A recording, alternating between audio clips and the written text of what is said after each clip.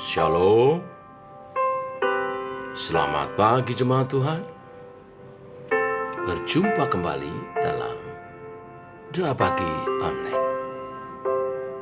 Mari tenangkan jiwa kita dalam hadirat-Nya.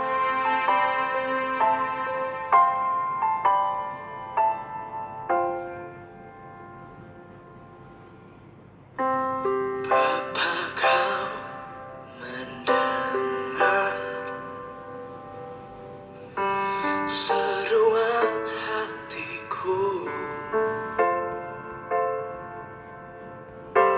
tak pernah kau lepaskan dari kasih-Mu. Lewat lembah kelam, kau temani aku. Roh-Mu bekerja selalu untuk kebaikanku.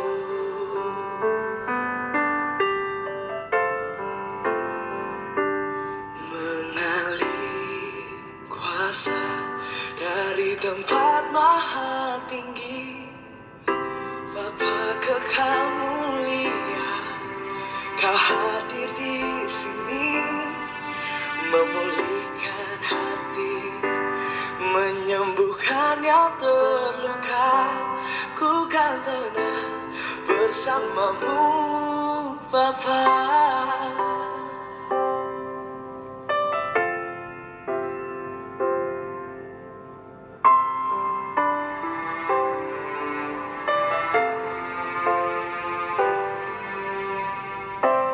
Lewat lembah kelam, kau temani aku. Roh-Mu bekerja selalu untuk kebaikanku.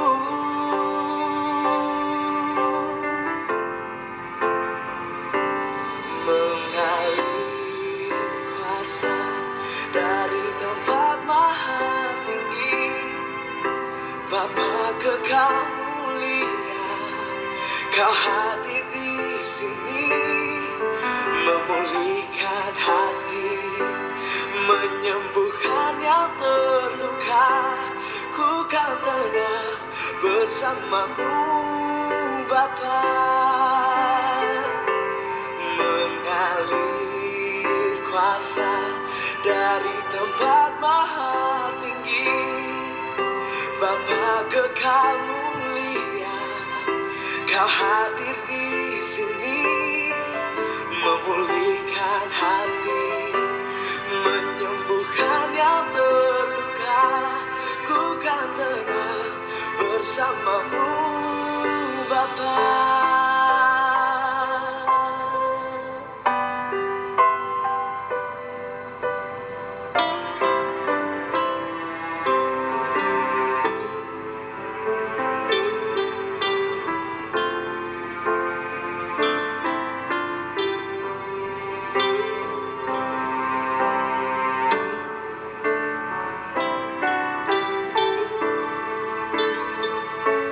Mengalir kuasa dari tempat maha tinggi, Bapa kekal mulia, kau hadir di sini, memulihkan hati, menyembuhkan yang terluka. Ku kan tenang bersama-Mu, Bapa. Ku kan tenang bersama-Mu, Bapa. Ku kan tenang bersama-Mu, Papa.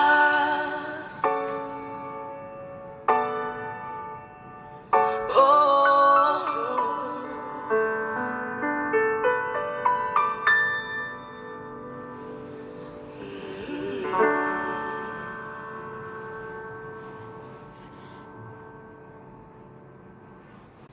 Tiba waktunya kami merenungkan firman-Mu.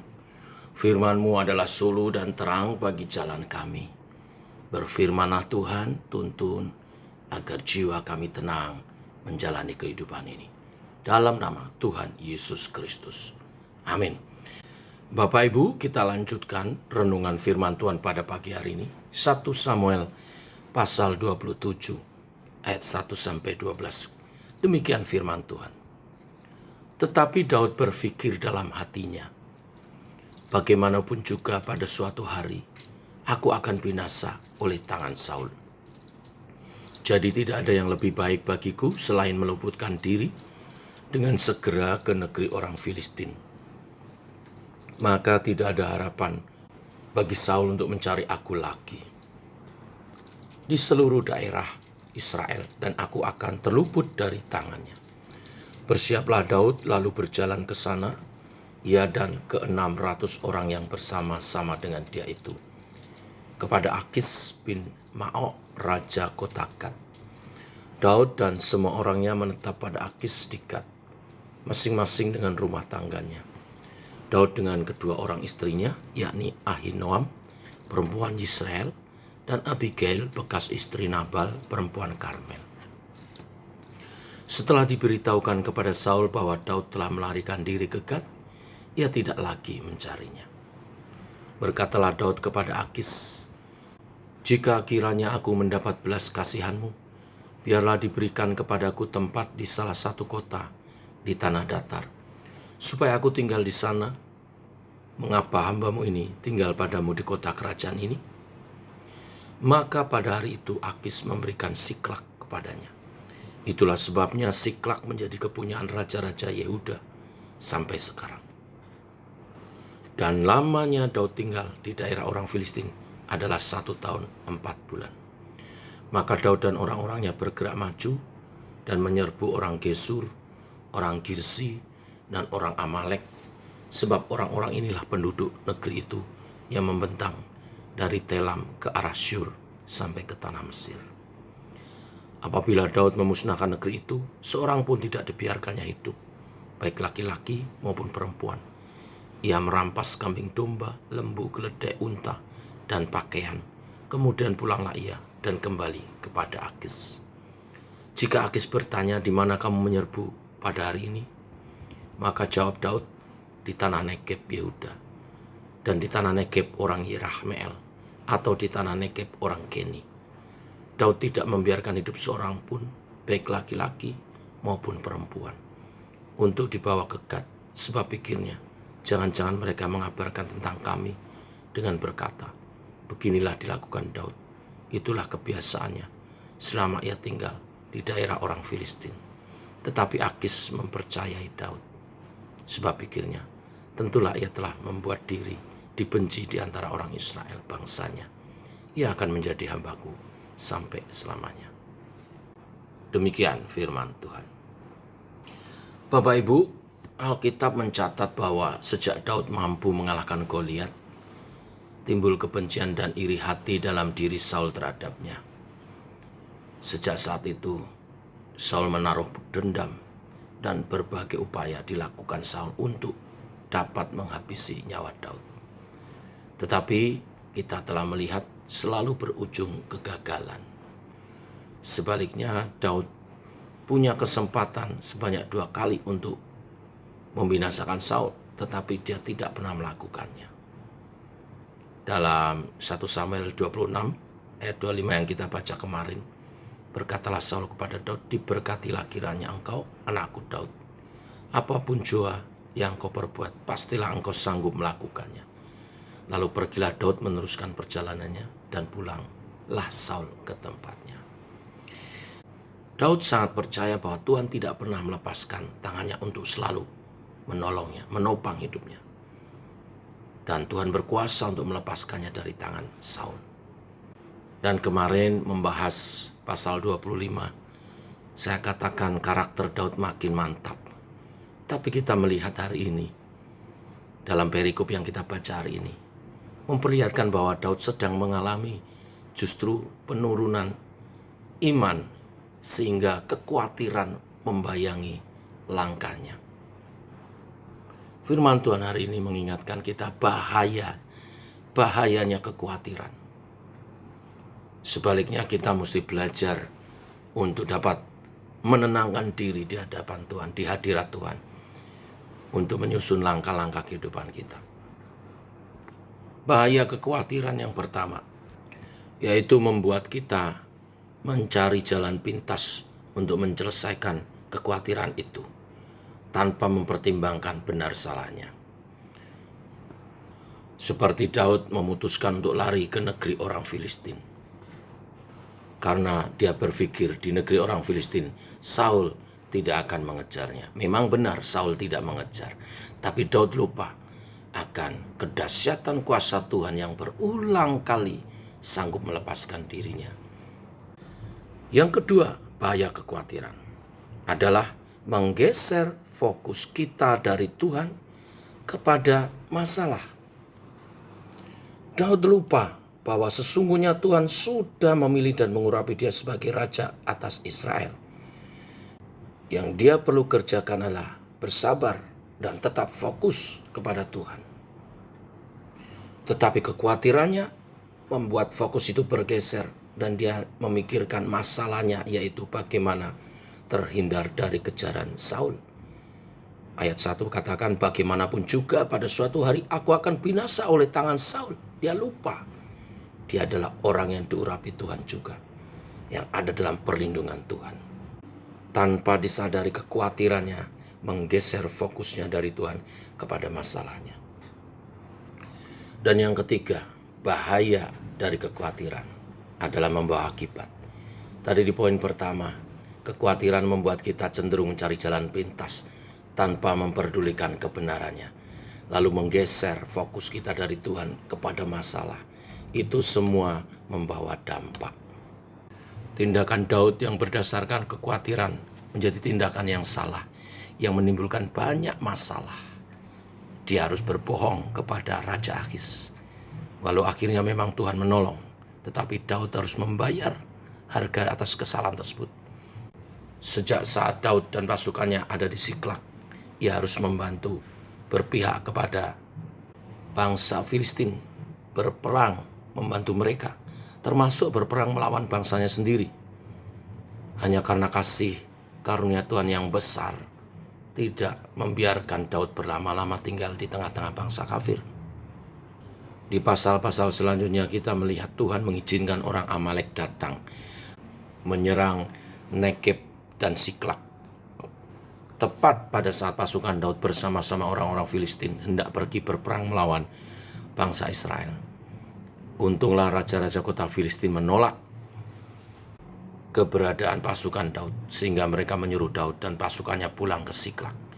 Sampainya di Siklag, mereka melihat kota itu sudah habis terbakar. Istri serta anak-anak mereka ditawan. Ini menimbulkan kepedihan mendalam bagi Daud dan pasukannya. Rakyat berbalik memusuhi Daud, mengata-ngatai Daud, bahkan hendak melempari dengan batu. Daud benar-benar dalam keadaan terjepit dari hari itu, dan ia kehilangan segala-galanya. Dimulai dari mana? Kekhawatiran di pasal 27 ini. Tapi syukur kepada Tuhan, Daud menguatkan kepercayaannya kepada Tuhan kembali. Nanti di 1 Samuel pasal 30, kisah ini lengkap disampaikan. Tapi hari ini kita diingatkan tentang bahaya kekhawatiran. Bapak Ibu, satu penelitian dari ahli kejiwaan mendeskripsi tentang kekhawatiran. 40% kekhawatiran manusia adalah mengenai hal-hal yang tidak terjadi. 30% mengenai hal yang sudah terjadi. 12% mengenai kesehatan. Dan 10% mengenai keresahan sehari-hari. Jadi kalau digabung, 92% kekhawatiran kita sesungguhnya tidak berdasar pada alasan yang kuat. Kekhawatiran ibarat kursi goyang yang tidak akan membawa kita kemana-mana dan tidak akan mengubah keadaan kita. Maka itu, jangan kita khawatir. Bila kekhawatiran itu datang, apa yang kita harus lakukan? Tenang, diam di hadirat Tuhan, berdoa sampai Tuhan memberikan petunjuknya. dan perkuat iman percaya kita. Renungkan kembali janji-janji kebenaran firman-Nya menyertai kehidupan kita. Renungkan kembali pengalaman-pengalaman rohani kita berjalan bersama dengan Tuhan. Maka kita akan dikuatkan kembali. Buah dari kekhawatiran Daud, dia menuai banyak masalah. 3 pasal sampai pasal 30. Tetapi di pasal 30 ayat 6, Daud menguatkan kepercayaannya kepada Tuhan kembali. Dan saat itulah Tuhan membangkitkan dia kembali, mengarahkan dia, memfokuskan dia kepada panggilannya sebagai Raja Israel berikutnya. Tuhan memberkati kita semua. Mari kita berdoa. Bapa, kami bersyukur mengakhiri bulan Agustus ini. Firman-Mu mengingatkan kepada kami, apapun pergumulan kami mesti percaya, menaruh percaya kami kepada Tuhan. Kami tidak boleh khawatir tentang apapun juga. Tetapi bila kekhawatiran itu datang, kami mau tenang, duduk diam di bawah kaki Tuhan dalam hadirat-Mu, merenungkan firman-Mu, merenungkan pengalaman-pengalaman iman kami bersama dengan Tuhan, dan memohon pimpinan tuntunan Tuhan untuk kami dikuatkan kembali menjalani kehidupan kami. Esok memasuki bulan baru, bulan September. September ceria, biarlah karya-karya Tuhan dinyatakan atas kehidupan umat-Mu. Bahwa Tuhan menyertai umat-Mu dengan lawatannya, dengan pertolongannya, dengan rezekinya, dengan pertolongan dan penyertaannya. Biarlah umat-Mu melangkah dalam iman percaya kepadamu. Kami bersyukur untuk bulan Agustus yang boleh kami lalui. Kemerdekaan Republik Indonesia juga menjadi kemerdekaan rohani kami semua. Untuk kami hidup bagi Tuhan, memuliakan Tuhan, melayani Tuhan, dan menyembah Tuhan seumur hidup kami. Kami song-song bulan yang baru dengan semangat baru di dalam Engkau. Tuhan memberkati kami semua. Tuhan memberkati keluarga-keluarga dari umat-Mu. Tuhan memberkati anak cucu kami. Tuhan memberkati persekutuan kami, gereja kami, tempat kami bertumbuh bersama di dalam Engkau. Inilah doa kami naikkan di dalam nama Tuhan Yesus Kristus, Tuhan dan Allah kami, Tuhan yang tak pernah gagal menyertai kami umat-Nya. Amin. Ajarku mengerti saat jalanmu tak bisa kulihat. Kau tetap setia, ingatkanku lagi. Hidupku ada di dalam tangan-Mu. Rancangan-Mu Tuhan, indah dan mulia. Tuhan tak pernah gagal. Demikian saudara doa pagi kita. Selamat pagi, selamat berjalan bersama dengan Tuhan. Shalom. Untuk selamanya imanku berkata, Tuhan tak pernah gagal.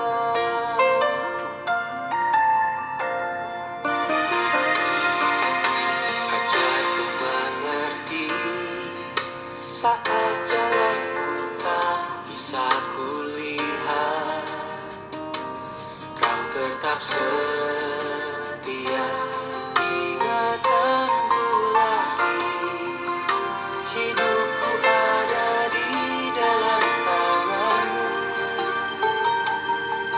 Rancangan-Mu Tuhan, indah dan mulia.